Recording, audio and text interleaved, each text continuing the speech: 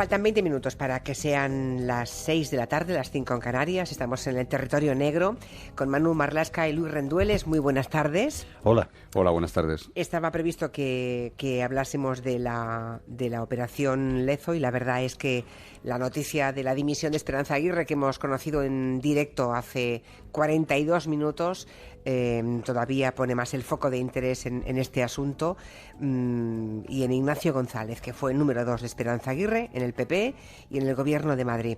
Luego fue su sucesor, presidente de la Comunidad, también fue presidente del canal de Isabel II, que es una enorme empresa pública de aguas que fue saqueada. Y es la razón por la que hoy Esperanza Aguirre ha dimitido, como ya misma ha reconocido. No vigilé todo lo que debía y, por tanto, tengo que asumir mi responsabilidad, ha dicho Aguirre, por no haber vigilado a Ignacio González. Bueno, lo ha hecho el juez de Ascó, que le ha enviado a prisión acusándole de liderar una organización criminal, malversación de fondos públicos, fraude en contratos, prevaricación, falsedad y blanqueo de dinero.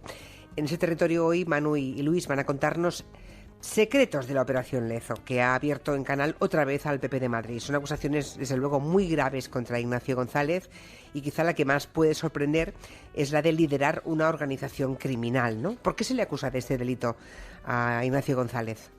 El juez cree que al menos durante 8 años Ignacio González y sus colaboradores, también algunos de sus familiares, formaron un grupo estable que se dedicó profesionalmente a delinquir, que se llevaron dinero en comisiones, que perjudicaron a una empresa pública, el canal de Isabel II, y que blanquearon o intentaron blanquear parte de ese dinero hasta que ahora llegó la Unidad Central Operativa de la Guardia Civil en la operación Lezo.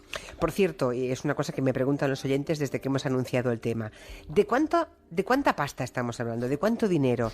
Hoy en Interview decís que solamente en uno de los pelotazos, la organización criminal se llevó 7 millones de euros. Pues a ti y a los oyentes que preguntan les tenemos que decir que ni el juez ni la Guardia Civil han hecho estimaciones del montante total. No. Sí es cierto que hay una operación en Brasil que de momento parece la más clamorosa, la más sangrante.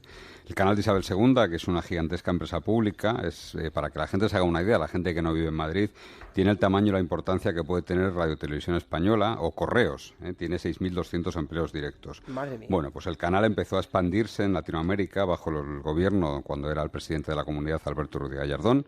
Compró sociedades en Ecuador, en República Dominicana, en Colombia, en Brasil, y puede resultar extraño porque algunas de esas compañías que adquirían nada tenían que ver con el agua, otras eran sociedades que no tenían actividad y que eran meras sociedades instrumentales, es decir, que servían para comprar otras. Y en ese ambiente un poco viscoso llegó Ignacio González a presidir el canal de Isabel II en el año 2003, cuando ya era vicepresidente de la Comunidad de Madrid, y una de esas compras fue la de una sociedad brasileña que se llamaba Emisao. El canal de Isabel II, a través de otras empresas, en un circuito un poco ya tortuoso y opaco, compró esa empresa por 21,5 millones de euros de dinero público. Un mes después, en el libro de cuentas, esa empresa valía 10 millones, ya valía la mitad. Un año después valía 5 millones. Y al año siguiente perdíamos todos, porque insisto que es dinero público, 5,5 millones de euros. O sea que fue una compra ruinosa y torpe. La pregunta ingenua que planteo es, ¿les engañaron acaso? No, todo indica que no. Sabían que la empresa no valía prácticamente nada. Las investigaciones de la Guardia Civil han encontrado una cuenta en Suiza, en una sucursal del Royal Bank of Canada, y el hombre que oficialmente es el propietario de ese dinero, de la cuenta, es un brasileño que era director de aquella empresa, un tal Sebastião Cristóvão. En la cuenta había 25 millones de euros, casi la misma cantidad de lo que costó la empresa. Ahora quedan 18 millones de euros, así que se han esfumado 7 millones, como se cuenta hoy en la revista Interview. La Guardia Civil sospecha que esos 7 millones se han repartido entre algunos jefes de esa organización criminal presuntamente liderada por Ignacio González. O sea, solo con esa operación, el Estado o los ciudadanos madrileños habéis perdido muchos millones, ¿no? Pero hay, como esta, otras muchas operaciones. Cuidado, esta no es la única, ¿eh? Sí, hay más. Hay la compra de otra empresa de aguas en Colombia, en Barranquilla, que fue también muy sospechosa en el año 2008, hace ya 9 años. Ignacio González fue grabado por detectives privados cuando estaba allí en compañía de Rodríguez Sobrino, que también está encarcelado ahora. Sí. Ambos estaban en Cartagena de Indias y los detectives les vieron irse, les grabaron incluso, con bolsas de plástico, donde supuestamente se llevaban las comisiones, los billetes que habían cobrado por aquel negocio, también luego ruinoso para la Comunidad de Madrid. Ellos, Ignacio González y sus acompañantes, dijeron que dentro de esas bolsas lo que había eran toallas para darse un bañito en el Caribe. Se llevaron en una bolsa de plástico una toalla por si les daba echarse un bañito en el Caribe. Bien, y no fue solo con el canal de Isabel II, ni solo en Latinoamérica, porque la organización criminal también operó en Madrid, claro. Sí, un buen ejemplo está en Chamberí, en el barrio de Chamberí. Allí los vecinos tenían un parque junto a unas instalaciones del canal de Isabel II, que tiene, por cierto, un enorme patrimonio inmobiliario también. El gobierno de Esperanza Aguirre levantó allí un inmenso campo de prácticas de golf, un proyecto faraónico, absolutamente innecesario, con la oposición de todos los vecinos prácticamente. Los que tienen familia o amigos en el barrio que han estado allí lo han visto, ¿no? Los vecinos perdieron el césped natural por uno artificial, que da mucho más calor en verano, y pasean por estrechos senderos bajo el continuo bombardeo de las bolas de quienes practican los tiros de golf, los drive creo que se llaman. Hubo que poner telas, naturalmente redes, para evitar accidentes en pleno centro de Madrid. La justicia ha acabado, finalmente, por ordenar derribar esa aberración que costó 40 millones de euros levantar. O sea, 40 millones de euros, digamos, dilapidados. ¿Y ahí dónde estuvo? En ese campo de golf en Madrid, ¿dónde estuvo lo criminal? Aparte de, digamos, del derroche indecente de dinero público, ¿no? ¿De dónde sacaron tajada, presuntamente? Lo que cree el juez Velasco es que la empresa que ganó parte de esas obras, que fue Dragados, actualmente es parte del bloque empresarial de Florentino Pérez, Dragados, decía, subcontrató algunas obras a otra empresa que se llama Tecnoconcret Proyectos, ¿no?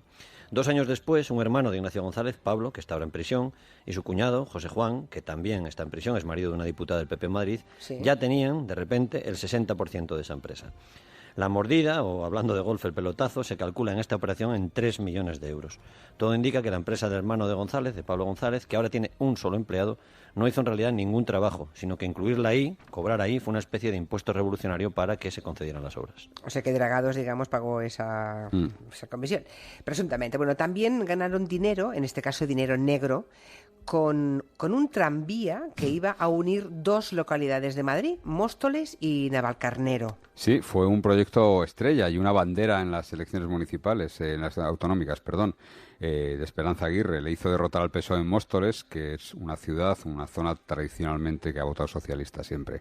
Se aprobó en el año 2008, se paralizó, siguen a la vista los agujeros, y esta obra innecesaria y también faraónica. El juez sostiene que OHL, la empresa que ganó el concurso y que iba a recibir 50 millones de euros de dinero público como adelanto para hacerla, pagó una comisión de 1,4 millones de dinero negro a González a cambio de la concesión.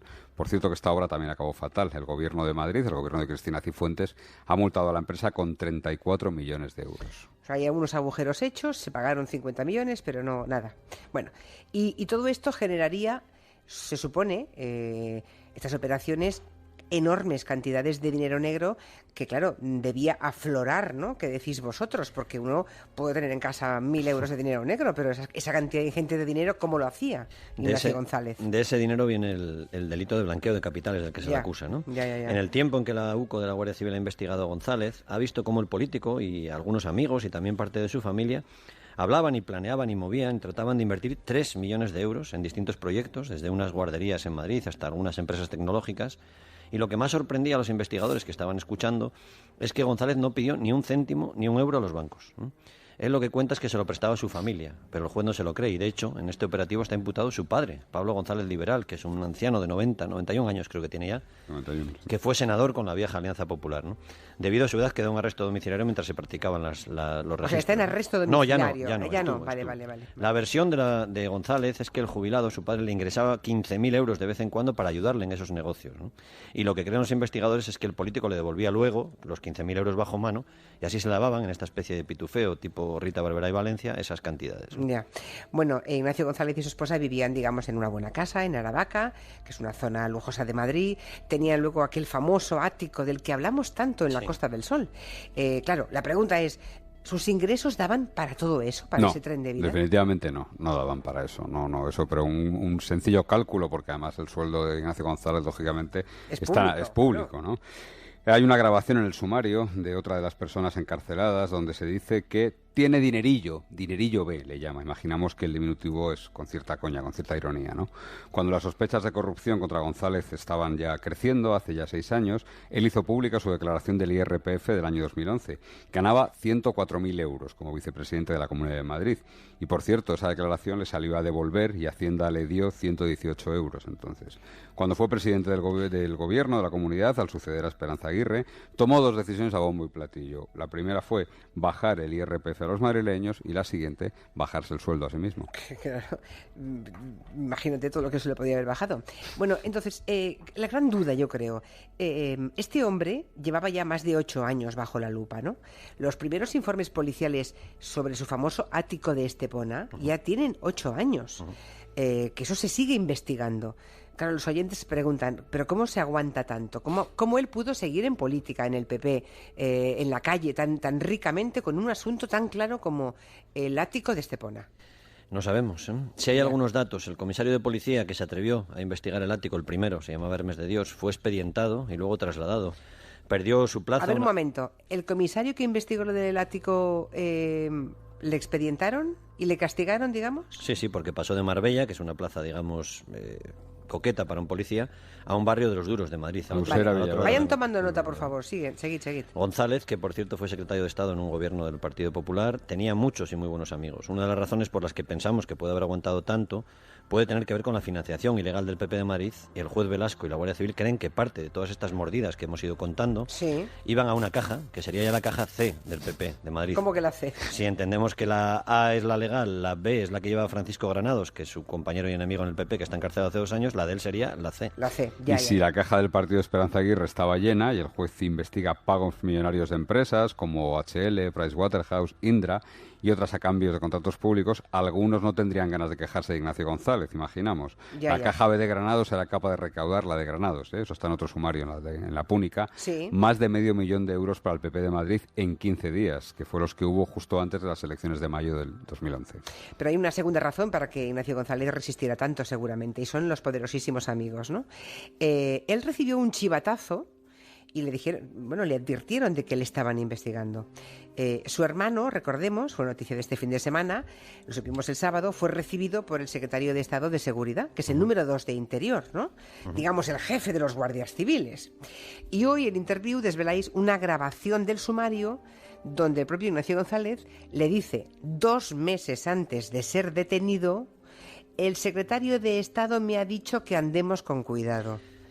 No sabemos a qué secretario de Estado se refiere González en la grabación. Por lógica debe ser uno de Justicia o de Interior, que son los que pueden estar al tanto de una investigación. Y lo cierto es que González supo, antes de que lo detuvieran, que le estaban investigando. Los guardias civiles comprobaron cómo dejaba de hablar de algunos temas sensibles por el teléfono móvil o usaba otros que no estaban pinchados. Incluso que dormía algunas noches fuera de la casa familiar, ¿no? Y parece insólito que el actual secretario de Estado de Interior, que comparecerá el viernes en el Congreso para explicarlo, recibiera al hermano de González en su despacho, aunque solo fuera 15 minutos, el 8 de marzo, el día después de que la familia González supiera que les estaban investigando. No podemos decir mucho más, pero creemos que muy pronto algún político de primer nivel se va a poner también colorado por algunas revelaciones sobre su intercambio, digamos, de gestos con Ignacio González. Algún político de primer nivel. Bueno, estaremos pendientes. Pero cuando lo sueltan aquí Manu Marlasca y Luis Rendueles es que algo saben, pero que no lo pueden decir todavía, claro. Bien, el caso es que ese chivatazo, esa reunión incluso con el secretario de Estado, igual puede explicar los 7 millones de euros que han desaparecido de la cuenta suiza de Ignacio González, ¿no? No sabemos. Lo cierto es que en Interview, no lo sé. Lo cierto es que González se movió después de conocer que le estaban investigando. En cuanto lo supo, se empezó a mover. Su sucesora en el cargo. Empezó a mover el dinero, claro. Sí, y su sucesora en el cargo y declarada absolutamente enemiga a muerte, la de la que echa pestes por teléfono con alusiones incluso íntimas, hablo de Cristina Cifuentes, recibió algunos mensajes para que dejara de dar información a la justicia sobre algunas irregularidades del canal de Isabel II, porque fue la propia Cristina Cifuentes y su equipo los que empezaron a desenterrar lo que había en el canal. En fin, que nos queda aún mucho por saber, no crean que lo sabemos todos, que los ciudadanos hemos perdido más de 100 millones de euros como mínimo en esa trama, 100 millones de euros, y concluimos que pues en el PP de Madrid había 2 tramas de financiación ilegal, ¿no? Una la que llevaba Granados y otra la que llevaba González. ¿Pero se parecen o no entre sí? En cuanto a lo de los 100 millones, nos han dicho que si decimos 100 millones en tu programa nos quedamos cortos, ¿eh? Pero bueno, vamos a ser conservadores. Ya. Y en cuanto a las tramas negras del PP de Esperanza Aguirre, ya tenía 2 brazos armados que se llevaban muy mal entre ellos. Francisco Granados, encarcelado ahora en la prisión de Extremera, era, según el sumario, más desordenado. Era capaz de tener una cuenta a su nombre, a su mismo nombre en Suiza, ¿no? Tenía mucha vida nocturna, su sumario muestra reuniones con varias mujeres y grabaciones ya legendarias, que son de personas físicas como las que hablaban de llevar un bolquete de putas para celebrar un negocio con... Este era Granados. No, uno de los socios. Uno de los socios de Granados. El sumario de Granados. Vale, por ello me había perdido. Vale, que nos cuentan es que la trama de Ignacio González era más discreta, más profesional, más organizada, más seria, con ramificaciones en más países, con más testaferros, sin nada a su nombre y, que sepamos de momento, sin bolquetes. Sí, es una de las pocas tramas de corrupción en la que no aparecen prostitutas, de momento. Una pregunta, una inquietud que siempre también plantean los oyentes. La operación contra Granados fue púnica porque es el nombre que tiene en latín la granada.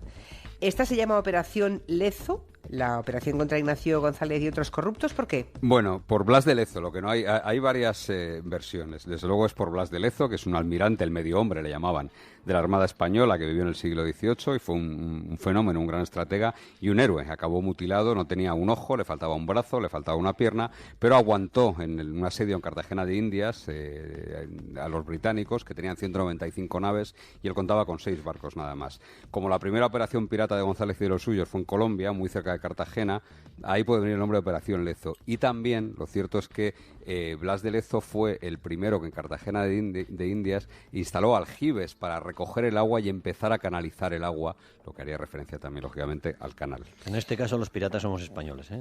Sí, quede claro que los piratas son españoles. Bueno, Operación Lezo ha quedado retratada. De momento, Manu Marlasque y Luis Rendueles han contado lo que pueden contar, pero me quedo con el aviso de que van a salir más cosas. Sí. Gracias, interesante. El mismo día en que dimitió Esperanza Aguirre, y que se supone que es el fin de su carrera política, se supone. Vamos a hablar de eso. Pues la tercera dimisión ya, ¿eh? La tercera dimisión, en años sucesivos, la tercera de Esperanza Aguirre. Manu y Luis, gracias y buenas tardes. Gracias. Adiós. De 4 a 7.